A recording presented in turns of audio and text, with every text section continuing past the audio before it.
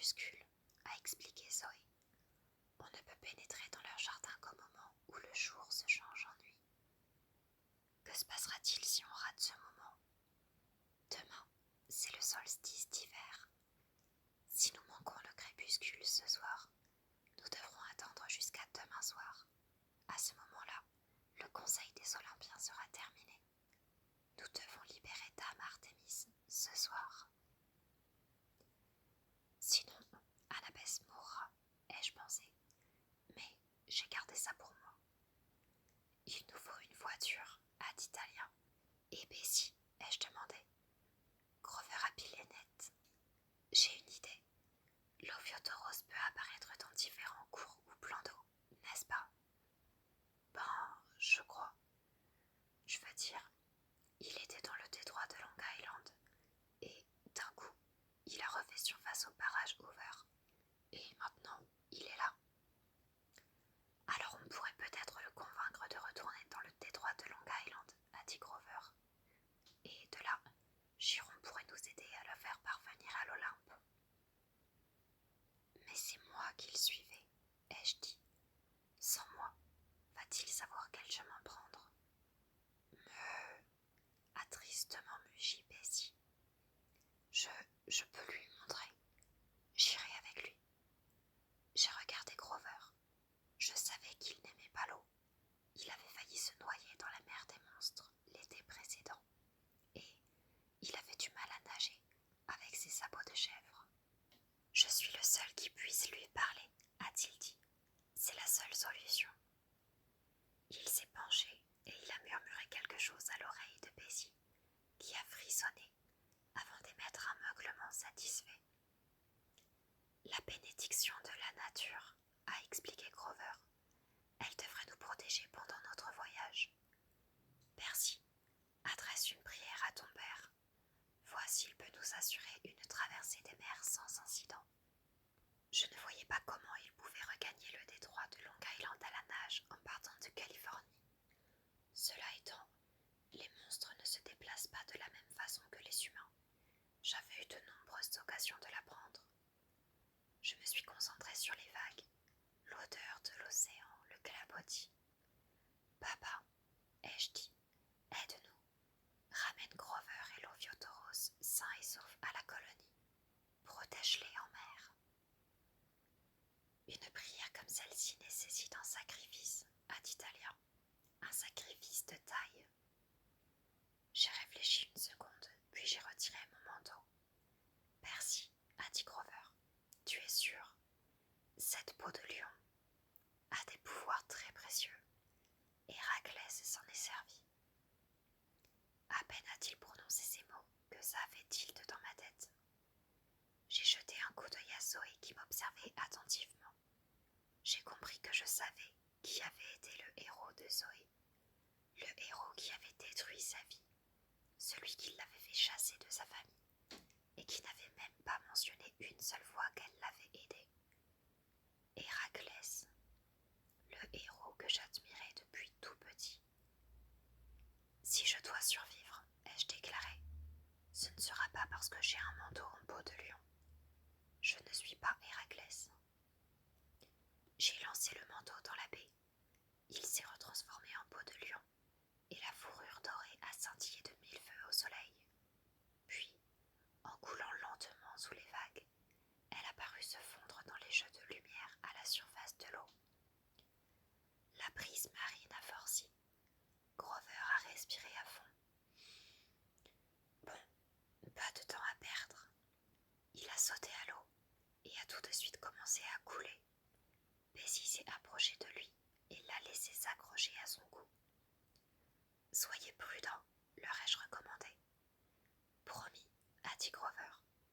Bien, Bessie, nous allons à Long Island. Cap sur l'est, par là. A fait Bessie. Exact, a répondu Grover. Long Island, c'est une île, et elle est longue. Écoute, partons, on trouvera. Bessie a démarré abruptement. Il a plongé dans les vagues et Grover s'est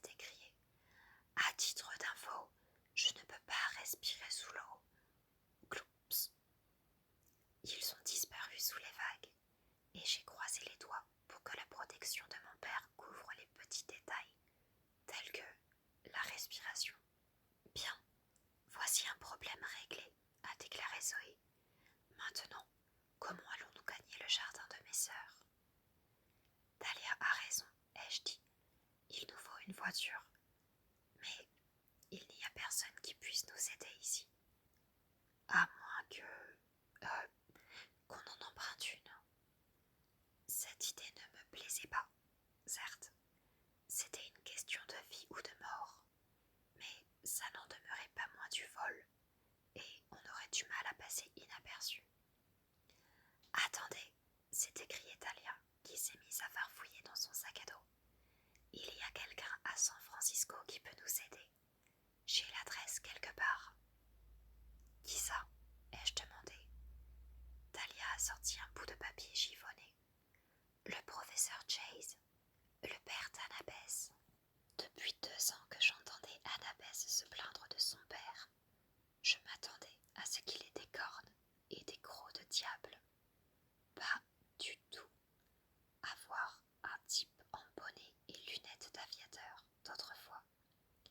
Il avait l'air tellement bizarre quand il a ouvert la porte de sa maison, avec ses yeux grossis par les verres qu'on a tous reculé d'un pas. Bonjour, a-t-il dit d'une voix chaleureuse. Vous venez livrer mes avions.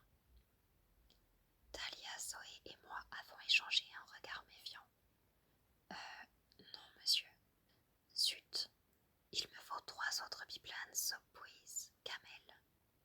Je vois, ai-je dit, sans avoir la moindre idée de ce dont il parlait. Nous sommes des amis d'Annabeth. Annabeth. Il s'est redressé vivement, comme si je venais de lui asséner un électrochoc. Elle va bien. Il s'est passé quelque chose. Aucun de nous n'a répondu, mais nos visages ont dû lui dire qu'il était arrivé quelque chose de grave. Il a retiré son bonnet et ses lunettes d'aviateur. Il avait des cheveux blonds cendrés, comme Annabeth, et des yeux marron foncé. Je crois que c'était un bel homme, pour son âge, mais il n'avait pas dû se raser depuis 2 ou 3 jours, et il avait boutonné lundi avec mardi, ce qui faisait remonter le col de sa chemise plus haut d'un côté que de l'autre. Entrez, a-t-il dit. Je n'aurais pas cru qu'il venait à peine d'emménager. Il y avait des robots en Lego sur les marches de l'escalier, 2 chats roulés en boule sur le canapé du salon. La table basse était jonchée de magazines. Un manteau d'enfant traînait par terre. Une odeur de cookies au chocolat flottait dans la maison, et des notes de musique et de jazz venaient de la cuisine. Il régnait un désordre joyeux et vivant, une atmosphère heureuse de maison habitée depuis toujours. « Papa !» a hurlé un petit garçon. « Il démonte mes robots !»« Bobby !» a dit le professeur Chase d'une voix absente. « Ne démonte pas les robots de ton frère. »« Bobby, c'est moi !» a protesté le petit garçon. « Lui, c'est Matthew. »« Matthew, ne démonte pas les robots de ton frère. »« D'accord, papa. » Le professeur Chase s'est tourné vers nous. « On va aller dans mon bureau. Par ici. » Chérie, a fait une voix de femme. La belle-mère d'Annabeth est entrée dans le salon en s'essuyant les mains dans un torchon. C'était une jolie femme d'origine asiatique, aux cheveux noirs, striés de mèches auburn et relevés en chignon. Qui sont nos invités? Ah, Le professeur Chase nous a regardés d'un œil vide d'expression. Frédéric, a grondé la femme, tu as oublié de demander leur nom. On s'est présenté, un peu gauchement, mais Madame Chase a été vraiment sympa. Elle nous a demandé si nous avions faim. On lui a avoué que oui, et elle nous a dit qu'elle allait nous apporter des sandwichs, des cookies et des sodas. Chérie, a dit le professeur Chase, ils sont venus pour Annabeth. Je m'attendais presque à ce que Madame Chase pique une crise de nerfs en entendant le nom de sa belle-fille. Mais elle a pincé les lèvres, l'air préoccupé. D'accord, montez dans ton bureau et je vous apporterai de quoi grignoter. Elle m'a souri. Je suis contente de te rencontrer, Percy. J'ai beaucoup entendu parler de toi.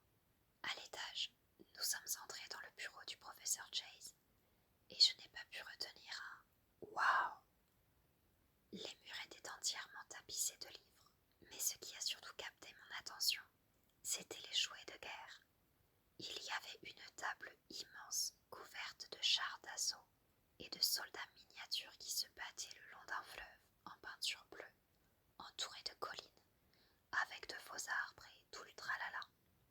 Des maquettes de biplanes d'autrefois pendaient au plafond, au bout de ficelles, inclinés dans des angles impossibles, comme s'ils étaient en plein combat.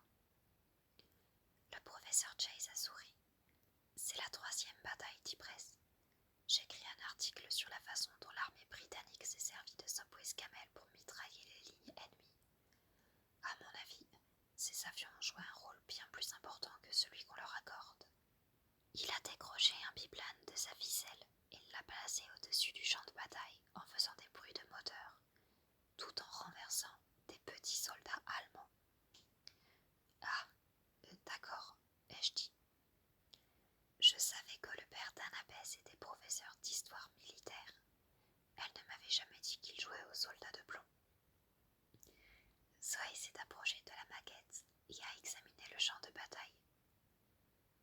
Les lignes allemandes étaient plus loin de la berge, a-t-elle déclaré. Comment le sais-tu ? A demandé le professeur Chase, se retournant vers Zoé. J'y étais, a-t-elle répondu d'un ton naturel. Artémis voulait nous montrer comment les humains peuvent s'entretuer. Elle voulait nous montrer la guerre dans toute son horreur et dans toute sa bêtise aussi. Cette guerre fut un gâchis absolu. Le professeur Chase était sous le choc. C'est une chasseresse, monsieur, est intervenu Dahlia. Mais ce n'est pas ce qui nous amène. Nous avons besoin. Tu as vu les camels ? A demandé le professeur Chase. Il y en avait combien ? Quelles étaient leurs formations de vol ? Monsieur, est à nouveau intervenu Dahlia. Annabeth est en danger. Cela a tout de suite capté l'attention du professeur qui a reposé son biplane. Racontez-moi tout. Ce n'était pas facile, mais on a essayé. Et pendant ce temps, dehors, la lumière de l'après-midi baissait. Le temps jouait contre nous. Quand nous avons fini, le professeur Chase s'est écroulé dans son fauteuil de cuir. Il a croisé les mains. Ma pauvre et courageuse Annabeth, il faut qu'on se dépêche. Monsieur, il nous faut un moyen de transport pour aller au mont Tamalbé, a dit Zoé. Immédiatement. Je vais vous conduire. En fait, ça ira plus vite avec mon camel, mais il n'y a que 2 places. Waouh! Vous avez un vrai biplane, me suis-je écrié. À la base de Crazyfield, a répondu le professeur Chase avec fierté. C'est pour cette raison que j'ai dû m'installer ici. Mon parrain est un collectionneur privé qui possède certains des plus beaux vestiges de la Première Guerre mondiale. Il me laisse restaurer le camel. Monsieur, l'a interrompu Dahlia, une voiture ce serait super, et il vaudrait mieux que vous ne veniez pas avec nous. C'est trop dangereux. Le professeur Chase a froncé les sourcils. Écoute, jeune demoiselle, Annabeth est ma fille. Dangereux ou pas, je ne peux pas. Voilà le goûter, a annoncé Madame Chase qui est entrée avec un plateau chargé de sandwichs beurre de cacahuètes gelées de raisin, de canettes de coca et de cookies frais sortis du four aux pépites de chocolat encore fondantes. Dahlia et moi avons humé l'odeur des biscuits pendant que Zoé disait « Je sais conduire, monsieur. Je suis moins jeune que j'en ai l'air. Je vous promets de ne pas abîmer votre voiture. » Que se passe-t-il ? A demandé Madame Chase en fronçant les sourcils. Annabeth est en danger, lui a expliqué son mari. Au Montam. J'aurais voulu les conduire, mais apparemment, ce n'est pas la place d'un mortel. Il semblait avoir vraiment du mal à accepter ces derniers éléments. Je m'attendais à ce que Madame Chase dise non. Soyons sérieux. Quels parents mortels prêteraient leur voiture à 3 ados ? Mais, à ma grande surprise, elle a hoché la tête. Alors il ferait bien de se mettre en route. Bon, le professeur Chase s'est levé brusquement et s'est mis à tapoter ses poches. Mes clés. Frédéric, a soupiré sa femme. Tu perdrais ta tête si elle n'était pas dans ton bonnet d'aviateur. Les clés sont accrochées près de la porte d'entrée. Exact.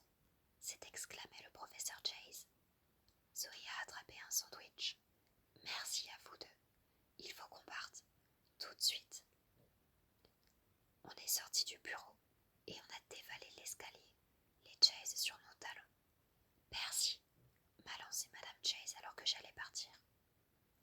Dis à Annabeth, dis-lui qu'elle est toujours chez elle ici.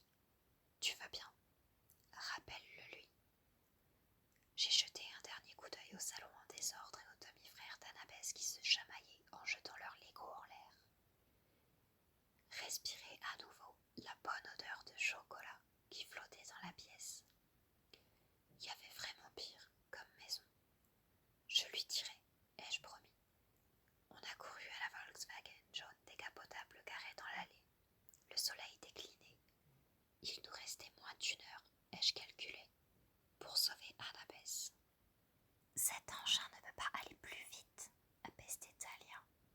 Je ne veux pas contrôler la circulation, a rétorqué Zoé en la fusillant du regard. L'une comme l'autre, vous parlez comme ma mère, ai-je dit. La ferme, m'ont-elles lancé en chœur. Zoé slalomait entre les voitures le long du Golden Gate Bridge. Le soleil plongeait à l'horizon quand nous avons enfin atteint l'autre rive et quitté l'autoroute. Les routes étaient incroyablement étroites maintenant et zigzaguaient en lacets à travers des forêts à flanc de collines et en bordure de profonds ravins. Zoé n'a pas ralenti du tout. Pourquoi ça sent le sirop contre la toux? Ai-je demandé. À cause des eucalyptus. Zoé a montré d'un geste les arbres immenses qui nous entouraient. C'est ce que mangent les koalas, c'est ça. Et les monstres, ils adorent mâcher les feuilles. Surtout les dragons. Les dragons mâchent des feuilles d'eucalyptus. Crois-moi, a dit Zoé, si tu avais une haleine de dragon, tu mâcherais des feuilles d'eucalyptus. Je n'ai pas insisté, mais je me suis mis à scruter plus attentivement les sous-bois que nous traversions. Devant nous se dressait le mont Tamalbé, sans doute pas très haut pour une montagne, mais pour nous qui nous y rendions, il semblait bien assez imposant. Alors, c'est la montagne du désespoir, ai-je demandé. Oui, a dit laconiquement Zoé. Qu'est-ce qui lui vaut ce nom? Zoé s'est tue sur plus d'1 kilomètre avant de répondre. Après la guerre entre les dieux et les titans, beaucoup de titans ont été punis et emprisonnés. Cronos a été découpé en morceaux et jeté dans le Tartare. Son bras droit, le général de ses troupes, a été emprisonné là-haut, au sommet du mont, juste derrière le jardin des Hespérides. Le général, ai-je murmuré. Le sommet était coiffé de nuages qui semblaient tourbillonner comme une toupie attirée par la montagne. Qu'est-ce qui se passe là-haut? Il y a un orage qui se prépare. Zoé n'a pas répondu. J'ai eu l'impression qu'elle savait exactement ce que signifiaient ces nuages et que ça ne lui plaisait pas. Il faut qu'on se concentre, a dit Talia. La brume est très forte ici. La brume magique ou la brume naturelle, ai-je demandé. Les deux. Les nuages gris se faisaient de plus en plus épais vers la cime, et nous nous en rapprochions toujours. On était sortis de la forêt et entrés dans une zone de vastes espaces herbus, de rochers, de falaises et de brouillard. Au détour d'un virage, j'ai jeté un coup d'œil à l'océan, et ce que j'ai vu m'a fait sauter en l'air. Regardez! Mais déjà, l'océan avait redisparu derrière les collines. Quoi? A demandé Talia. Un grand bateau blanc, à l'ancre, près de la plage. On aurait dit un bateau de croisière. Talia écarquillait les yeux. Le bateau de Luc. J'aurais voulu objecter que je n'en étais pas sûre, qu'il s'agissait peut-être d'une coïncidence. Mais je n'en croyais rien. Le Princesse Andromède, le bateau de croisière démoniaque de Luc, mouillé dans cette crique. C'était pour cette raison que Luc avait envoyé son bateau au canal de Panama. C'était l'unique façon de l'amener de la côte est à la Californie. Eh bien, nous aurons de la compagnie, a dit Zoé d'une voix sombre. L'armée de Cronos. J'allais répondre quand j'ai senti mes cheveux se hérisser sur ma nuque. Arrête la voiture, a crié Talia tout de suite. Zoé a dû sentir que quelque chose clochait, car elle a pilé net sans poser de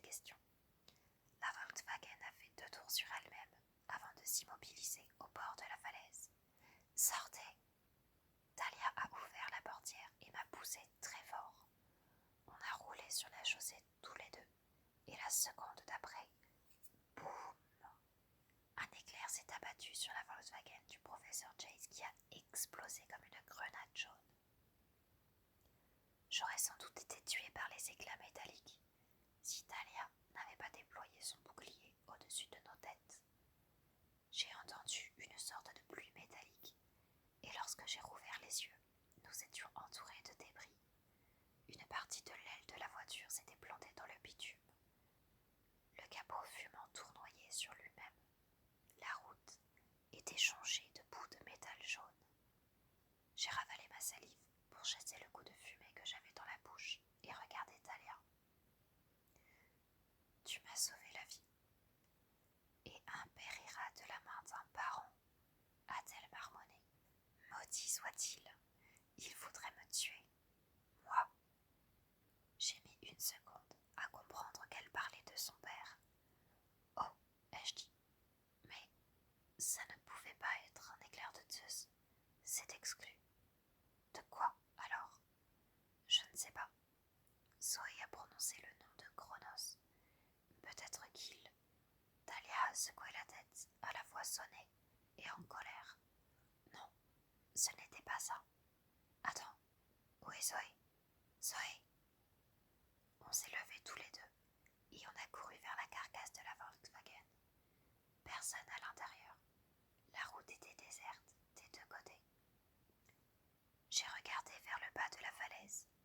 Aucune trace de Zoé. Zoé! Ai-je hurlé. Et soudain, je l'ai aperçue, debout, près de moi, qui me tirait par le bras. Silence idiot! Veux-tu réveiller l'Adam? Tu veux dire que nous sommes arrivés? Presque. Suivez-moi. Des nappes de brouillard traversaient la route en flottant. Zoé s'est avancée dans l'une d'elles, et, quand la brume est passée, elle n'était plus là. J'ai regardé Talia. Concentre-toi sur Zoé, m'a-t-elle conseillé. Nous la suivons. Entre droit dans le brouillard et reste bien concentré sur son image. Attends, Talia, pour ce qui s'est passé sur l'embarcadère, je veux dire, avec le manticore et le sacrifice, je n'ai pas envie d'en parler. Tu n'aurais pas vraiment... Tu sais, elle a hésité avant de répondre. J'étais sous le choc, c'est tout. Ce n'est pas Zeus qui a envoyé cet éclair contre la voiture, c'est Chronos. Il essaie de te manipuler, de te monter contre ton père. Talia a respiré à fond.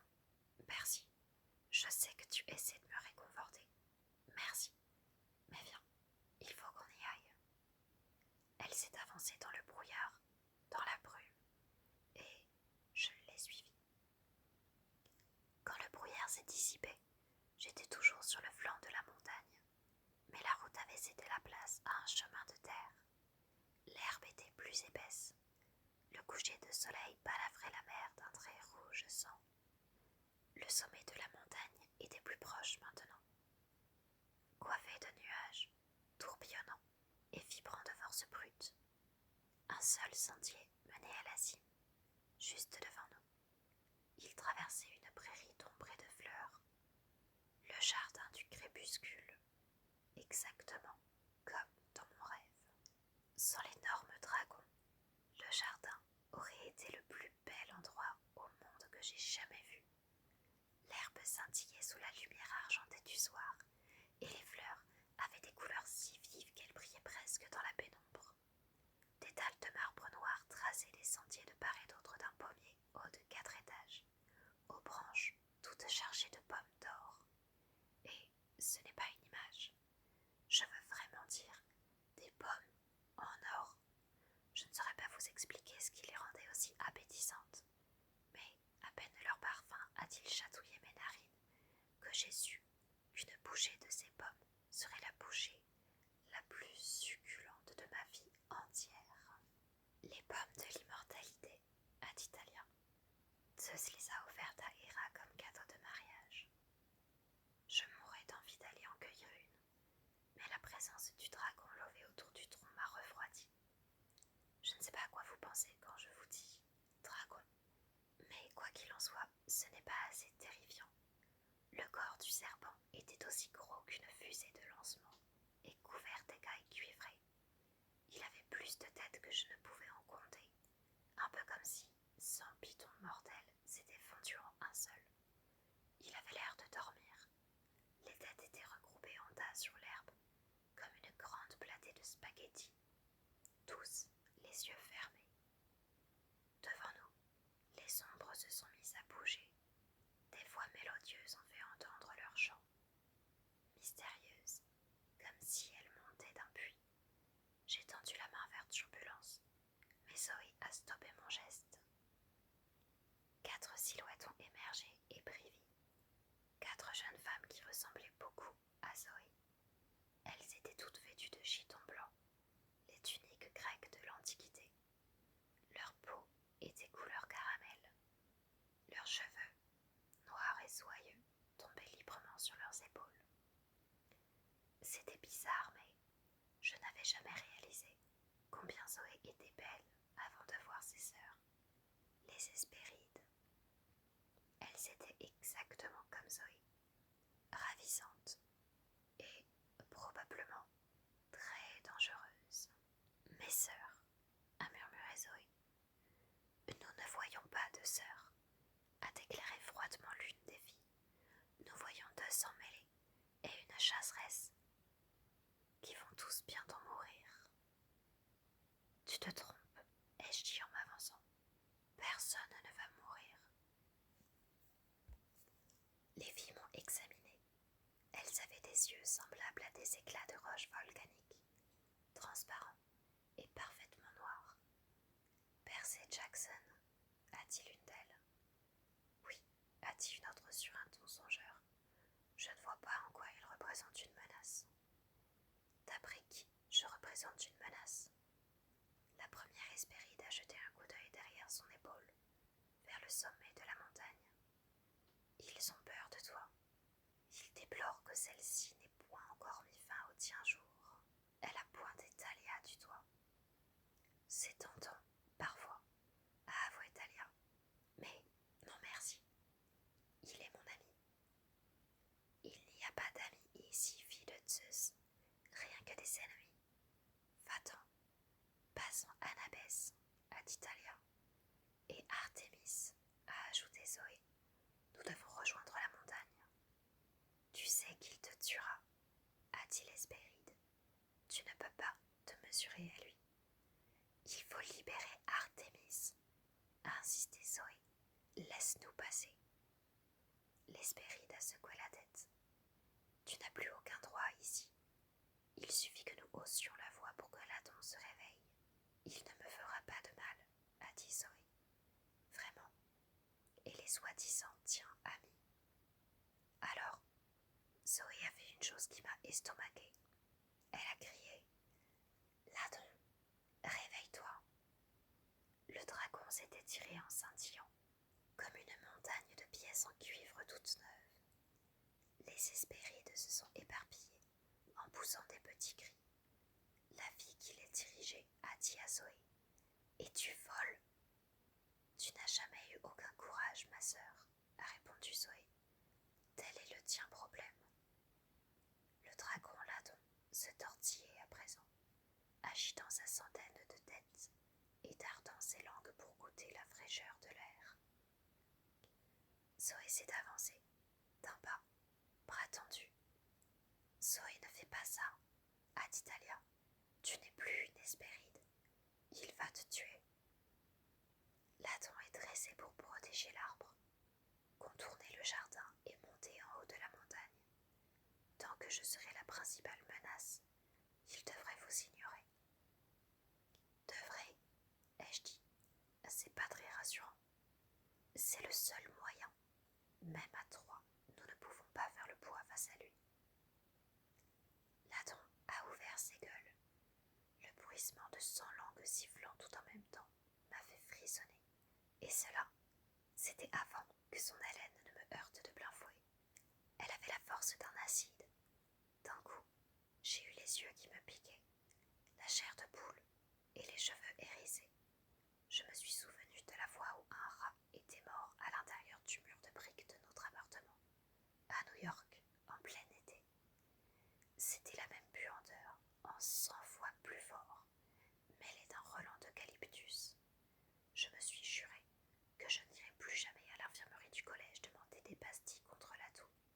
J'ai été tentée de dégainer mon épée, puis je me suis rappelé mon rêve sur Zoé et Héraclès, et la défaite qu'avait essuyée Héraclès lorsqu'il avait attaqué le monstre frontalement. J'ai décidé de m'en remettre au jugement de Zoé. Thalia est partie par la gauche, moi par la droite. Zoé s'est avancée droit vers le monstre. C'est moi, mon petit dragon. Zoé est de retour. L'âton a fait un pas en avant, 2 pas en arrière.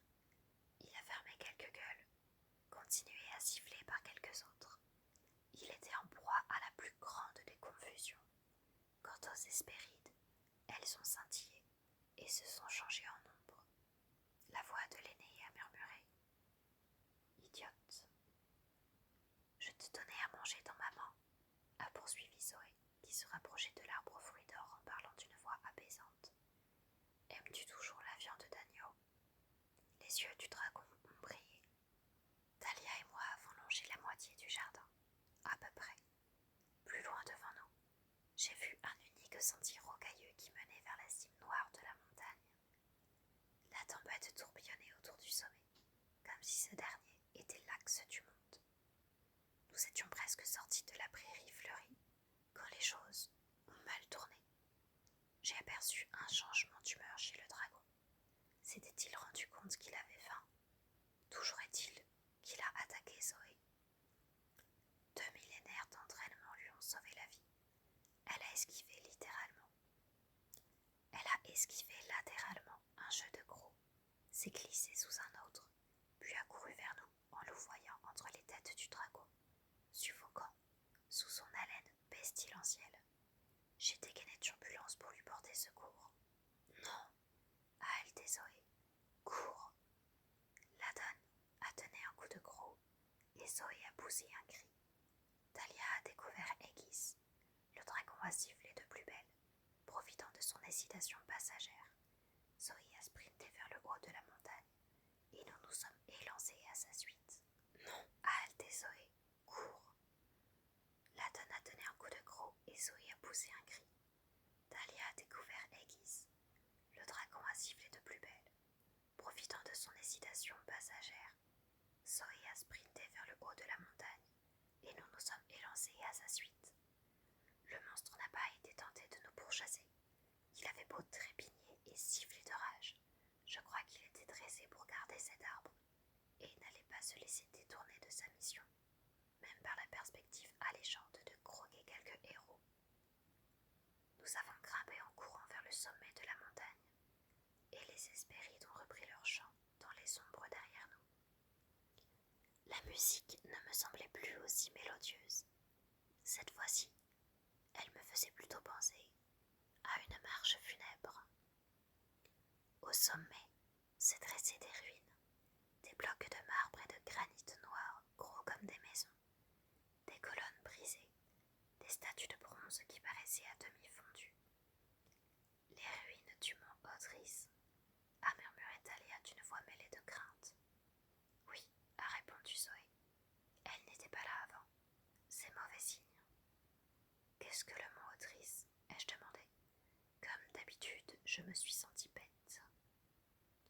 La forteresse de montagne des Titans, a expliqué Zoé, lors de la première guerre de l'Olympe et Odris. La forteresse de montagne des Titans, a expliqué Zoé. Lors de la première guerre, l'Olympe et Odris étaient les 2 capitales rivales. Odris était... Zoé a grimacé et porté la main à son côté. Tu es blessé, ai-je dit. Laisse-moi regarder. Non, ce n'est rien. Qu'est-ce que je disais? Lors de la première guerre, Odris a été réduite en ruine. Mais comment est-elle là? Thalia surveillait prudemment les alentours tandis que nous traversions les gravats, contournant blocs de marbre et voûtes brisées. Odris se déplace de la même façon que l'Olympe. Elle existe toujours, à la lisière de la civilisation. Mais le fait qu'elle soit ici, sur cette montagne, est mauvais signe. Pourquoi? C'est la montagne d'Atlas, a dit Zoé. C'est là qu'il tient. Elle s'est immobilisée. Le désespoir brisait sa voix. Là qu'il tenait. Le ciel. Nous étions parvenus au sommet. À quelques mètres de nous, des nuages gris tourbillonnaient en un épais vortex, formant une colonne qui aurait touché la cime de la montagne, si elle ne reposait pas sur les épaules d'une fille de 12 ans, aux cheveux auburn, vêtue d'une robe argentée en haillons. Artémis, les jambes retenues au rocher par des chaînes en bronze céleste. J'ai reconnu la scène que j'avais vue en rêve. Ce n'était pas la voûte d'une grotte qu'Artémis était contrainte de soutenir. C'était la voûte céleste. Dame Artémis. Zoé s'est élancée, mais Artémis a dit « Arrête-toi, c'est un piège, tu dois partir. » Elle avait la voix cassée, elle était inondée de sueur. Je n'avais encore jamais vu de déesse souffrir, mais il était évident que le poids du ciel était plus que n'en pouvait supporter Artémis. Zoé était en larmes. Elle a couru vers Artémis malgré les protestations de la déesse et s'est attaquée désespérément au chêne. Une voix tonitruante a résonné derrière nous. Oh, comme c'est touchant! Nous avons fait volte-face. Le général se tenait là, dans son costume de soie marron chocolat. À côté de lui, Luc et une demi-douzaine de Dracaïna portaient le sarcophage doré de Cronos. Luc tenait Annabès prisonnière, les mains menottées dans le dos. Elle était bâillonnée, et Luc appuyait la pointe de son épée au creux de sa gorge. J'ai croisé son regard et essayé de lui poser 1000 questions avec les yeux, mais elle ne m'envoyait qu'un seul message. « Sauve-toi !» Luc, a grondé Talia. « Relâche-la !» Luc souriait d'un sourire faible et pâle. Il avait encore plus mauvaise mine que 3 jours auparavant, à Washington. « C'est au général de décider, Talia. Mais ça me fait plaisir de te revoir. » Talia lui a craché à la figure. Le général a clousé. Autant pour les retrouvailles entre amis. Et toi, Zoé, ça fait longtemps que je ne t'ai pas vue. Comment ça va, ma petite traîtresse? J'aurais plaisir à te tuer. Ne réponds pas, a gémi Artémis. Ne le provoque pas. Une seconde, ai-je dit. Vous êtes Atlas. Le général m'a jeté un coup d'œil. Ainsi, même le plus stupide des héros peut finir par comprendre quelque chose.